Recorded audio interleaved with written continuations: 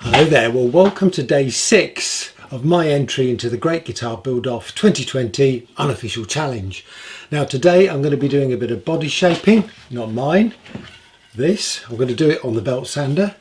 I'm also going to route out the neck pocket and shape the end of the neck to fit the pocket. Well, that's the theory. It's quite a bit to get done, so let's get going.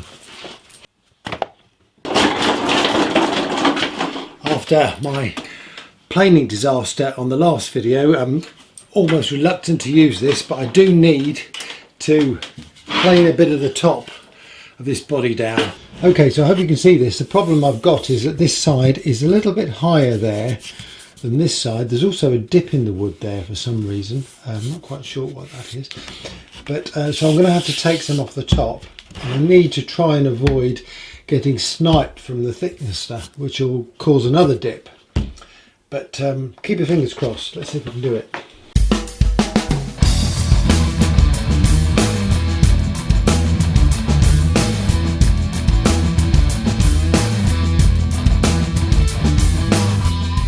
Okay, that looks good. I'm going to call it a day with the planer. Can't see any signs of snipe. I've got a bit of tear out there, but hopefully I can sand that down. It looks pretty reasonable. So now I'm going to put the template on. I'm just going to line this template up in the centre. And there we go. And draw around it with a pencil so I know where to sand to. I'm not a big fan of using the router because I don't have really expensive router blades, and the ones I do have can cause tear out. It's much better for me just to use the belt sander. What I do use the router for is routing out the neck pocket. So I'm going to stick the template back on top because that's the template I use. So use some masking tape on it. So I'm going to just stick the tape just next to the centre line. There we go. And then I can do the same on the template. So I've got a good idea where to put the super glue without getting it all over the body of the guitar. You can get some super glue out, that is. See if there's another one.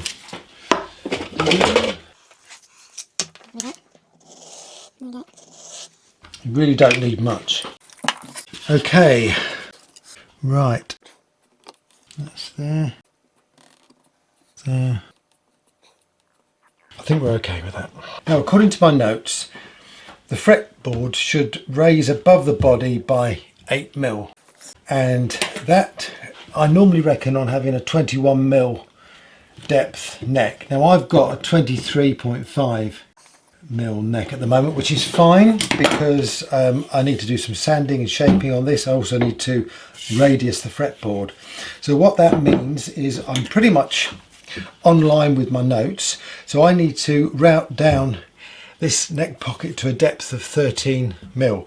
Now I'm also going to take account of the fact that I'm going to shape the top of this body a little bit, so I might take it down to 14mm. Yeah, I think I'm going to do that. Okay, so I've got to start routing out this body. Now normally I'd put this in my old Black & Decker Workmate, but in day 5 you'll know that I built a jig which enabled me to route the neck much easier. And I'm just thinking, I've got a big sheet of plywood here, which is an offcut. I've got some bolts, got some rubber matting, and this nice piece of stud work actually. I'm just wondering, can I build something that will hold this secure on this workbench? There must be a way.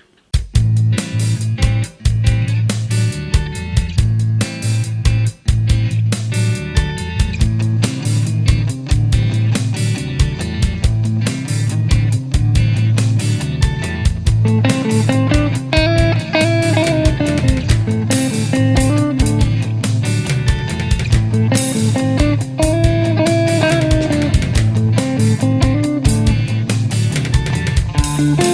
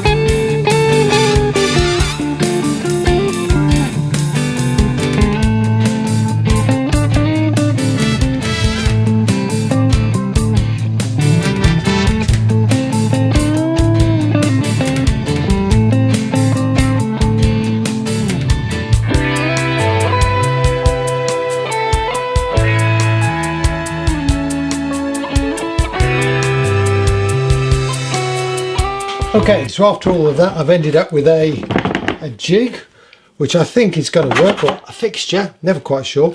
Right, so the idea is that you slip your guitar into that, and I'm going to actually put some of this rubber material on these paddles, whatever you want to call them there, so that will help hold it in place. But basically then I can just screw this up tight, make sure they're in tight on those things there, and that should hold the guitar secure while I'm routing. Now the only problem is, I notice I've got these raised up higher, but I'm hoping that these are going to be well out of the way of the router, but I'm only going to find that out once I start doing this. To be honest, it took me a bit longer than I thought it would, but I think it's a worthwhile piece of kit, but it's a steaming hot day today, and I'm going to go and have a cold beer. I'll see you tomorrow. Hello there. Well, this is day 2 of day 6, if you get my drift there. Now, I've made some modifications to this jig that I made yesterday, and I've also realised that I was going to make a mistake, and I'll explain that in a minute. But first, let me walk you through this jig. Okay, so this is my guitar body routing jig. The idea is that it holds the body really firm while I'm doing the routing. Now, I've added a few extra features. I've stuck these rubber pads on the inside of these paddles to protect the guitar. I've added a stop block there, which can be moved backwards and forwards depending on the size of the guitar. I've put some rubber feet on the bottom so that these metal bolts don't rub against the bench. I've also put some of these like guide rails in, just to keep the paddles solid and down onto the ground, and I think it's looking pretty good. So it'll work for my travel guitars, but it'll also work for large scale guitars as well. And yeah, I'm really pleased with this. So let me just show you how a guitar fits in.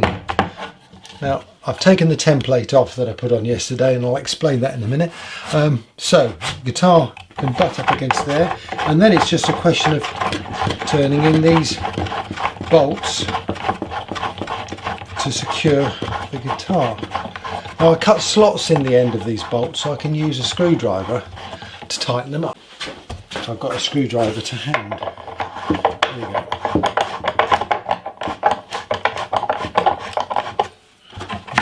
And once that's in place, that's really not going to move. Now, all of these fittings here, hopefully below the level of the guitar once the template is on. Now, these travel guitars are very thin anyway.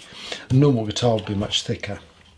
But I think it's going to be okay. Now to the mistake that I made yesterday and the disaster that I narrowly averted. I actually fixed this template on and explained that I was going to use this to route the neck socket, but in actual fact that's not my routing template. This is my routing template. It has a special metal plate, the use of which will become clear a bit later in the video, but that is the right size and that should be used. So I've got to use this to route the template. Now then, before I do that, I'm going to use a Forstner bit to drill out some of this material. Okay, so I've set the depth stop at about 12 mil. I don't want to go too deep with this Forstner bit.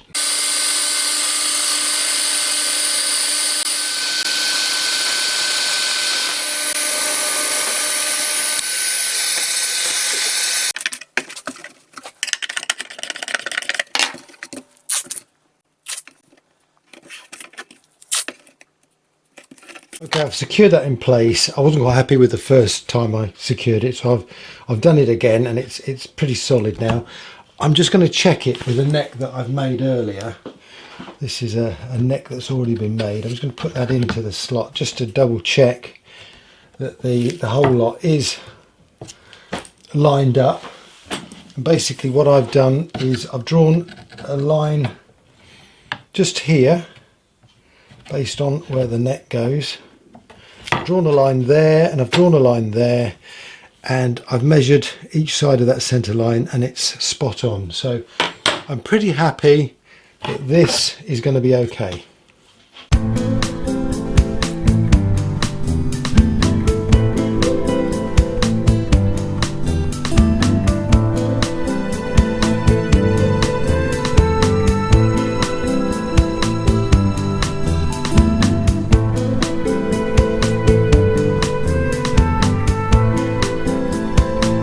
This looks pretty reasonable. It's gone to 13mm depth. I know I said I'd probably go to 14, but to be honest with you, I think I'm going to stick with 13 because I've got a nice clean area there. So whip this off. Now the next stage of routing out the neck pocket is the fiddly bit, because I actually use a dovetail router bit to put a slope on the back of the neck there, and also in there, just underneath, sloping down inside the body. The idea being it gives the neck more rigidity, given that I've only got one bolt securing the neck on. So for that I need to use this tool here. So the idea is that I've got a dovetail router bit which hasn't got a spindle on it, so I have to actually run the shaft of the router bit along that metal ridge really carefully. This is a really fiddly procedure, so I'm going to do it and then show you what I've done afterwards. It's quite difficult to see, but that's now sloping back into the body. I'm thinking while I've got the guitar clamped down, I'm going to mark the position of the pickups so I can get those cavities routed from the top. So what I've done, I've put the template back onto the top of the body. I've got a neck which is from another guitar, which I've just slotted in there just to make sure that I'm all lined up. That looks pretty good. So I've got some little marks here where the holes should be, so I'm going to get a small drill and just drill through those holes to mark the positions on the body.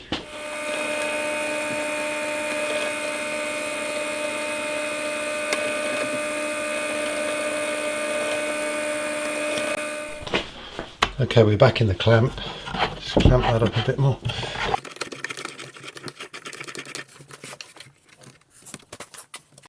Okay, I've got it back in the clamp, drilled those holes, just put that neck to one side, take off that template, so I've got the holes there.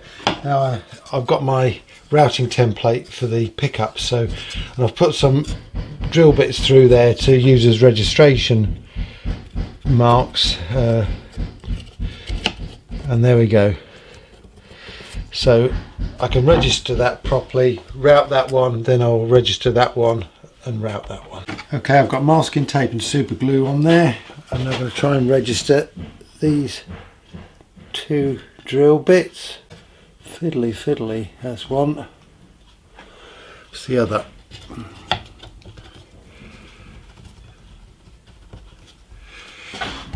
Right, before I start routing the new body, I just want to show you how I go about this. Now this is a body that I've already done.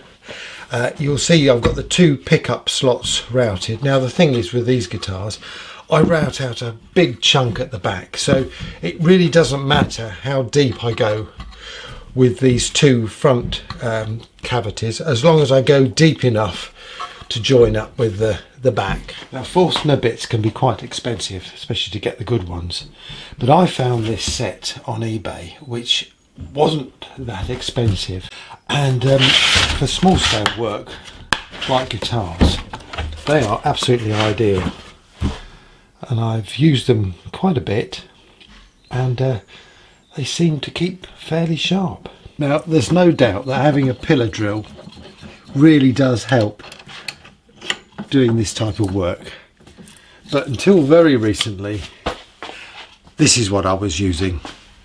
The old Black & Decker drill stand with an old Black & Decker drill. This is actually my dad's. I broke my own, and so I found his in his garage, and he didn't want it anymore, so I've been using it, but they do the job just as well.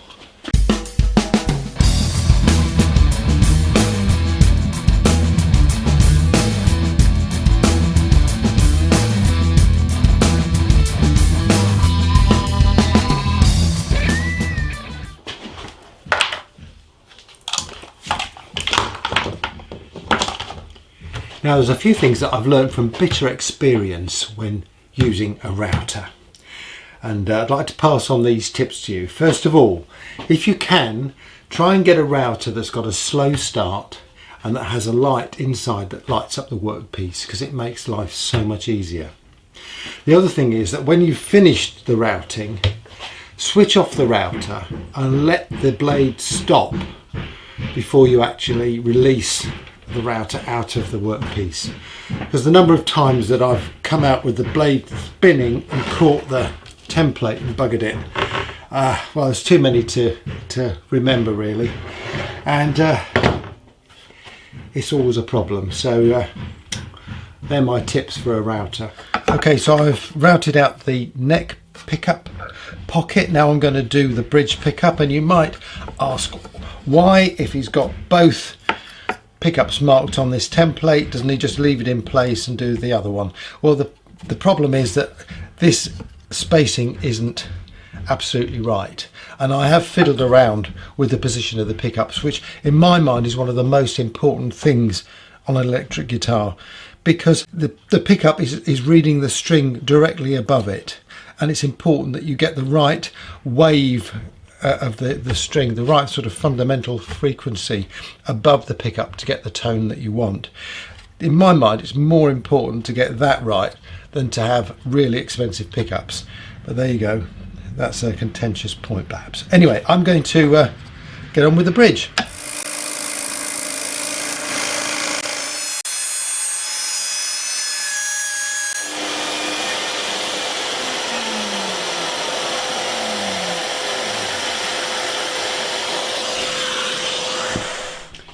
It's a bit rough on the bottom, but it doesn't matter because that's all going to come out when I route the back. I'm going to have to think of another way of storing these jigs, fixtures, whatever, because I'm running out of wall space. When I did the lighting for the workshop, I used these LED tubes, which are really good, give a lot of light and quite a soft light. It's ideal on the workbench. Problem is not much good for videoing, because if one of these is in the background, the aperture shuts down on the camera. So I've got these panels that come down and just cover the light. You'll see them in some of the videos I've got. The other problem is I didn't put a light over the sander. Now fortunately this is on casters, it's actually mounted on the cabinet that holds the shop vac, and I can move it around into the light. But you do need a good light when you're doing this sort of shaping with a sander, so you can actually see the line.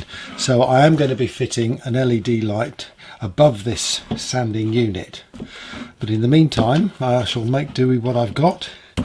I'm afraid it's going to take a while, so some more of my music.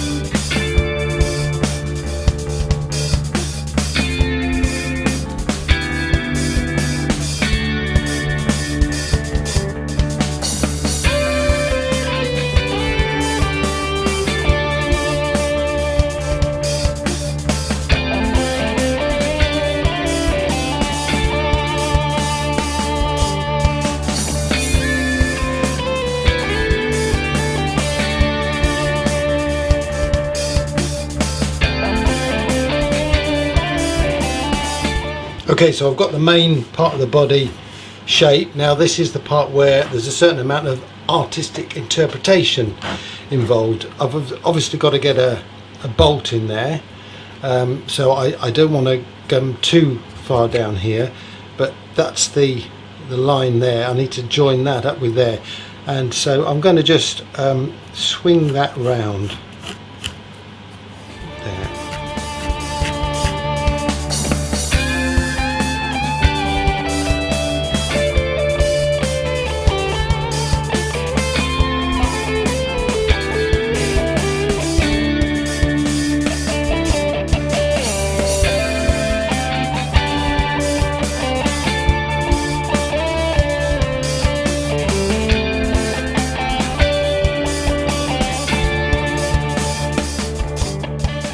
Now I've got the body rough sanded to the shape that I want, I'm going to concentrate on fitting the neck now.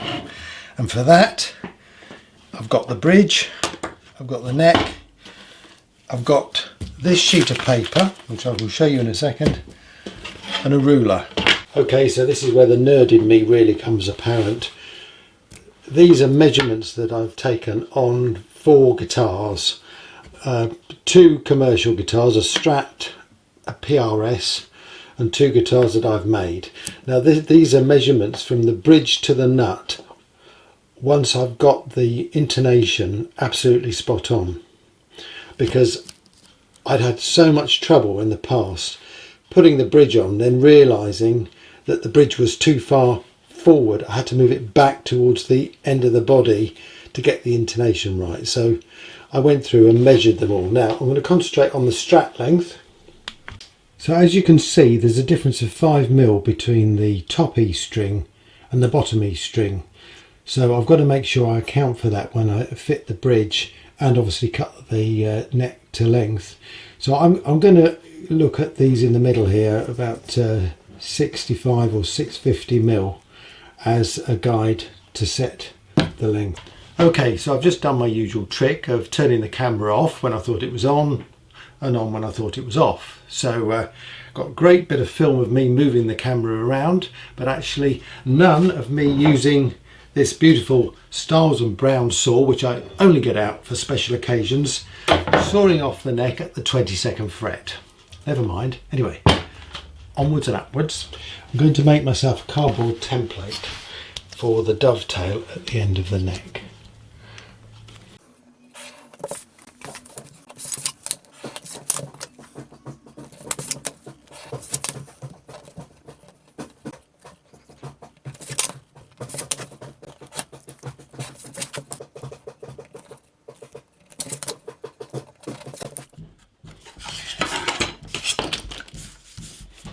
Okay, so I've done this template, so now I fit that to the end of the neck there, get that all lined up with the top of the fretboard, and now I can just mark this in pencil on the neck. I'm just going to join those 2 marks up across the neck.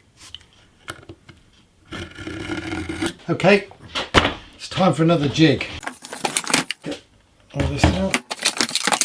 There it is. My neck end cutting jig. I'll explain the principle of this jig and then explain why it won't work in its current form. Basically the neck is slotted into there and pushed up against a metal stop there.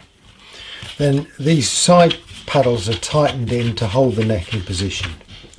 Now then, the reason why this isn't going to work as it stands is that normally I do this before I put the fretboard on. And in this case I've put the fretboard on first, and so the neck's much thicker than it would normally be, and would normally slide underneath this metal plate that's fitted just here.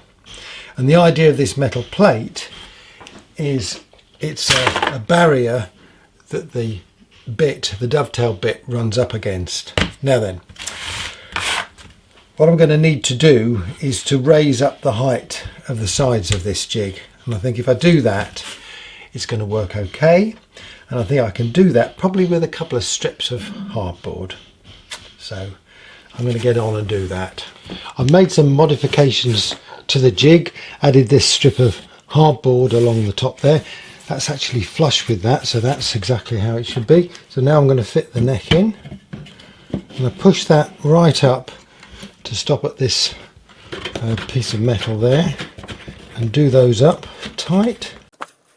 I've also mounted it onto a bit of OSB so I can clamp it to the bench, which is proving to be really good. Okay, so that's nicely locked in place, and I can see my knife score is just on the edge there, which is exactly what I want it to be. I've run a pencil mark along the end of the neck at 13mm deep there, 8mm there, so I don't want to route any lower than that line. So all that remains now is to route it out. But that's going to have to wait for the next video, because this video has taken me quite a while to do. I think it's run over 3 days, this day 6, and what with the filming and the editing, it just takes a lot of time. So I'm going to take a break, get the video up, then I'm just going to double check all my measurements, and make sure that this is right, because this is a fundamental part, this neck joint of the whole build process. And it'll be filmed in the next episode of this video. So once again, thank you very much for watching. If you like this sort of content, please don't forget to hit subscribe. Please don't forget to support the Great Guitar Build Off 2020 Challenge charities. That's what this is all about. So anyway, I look forward to seeing you next time. Cheers.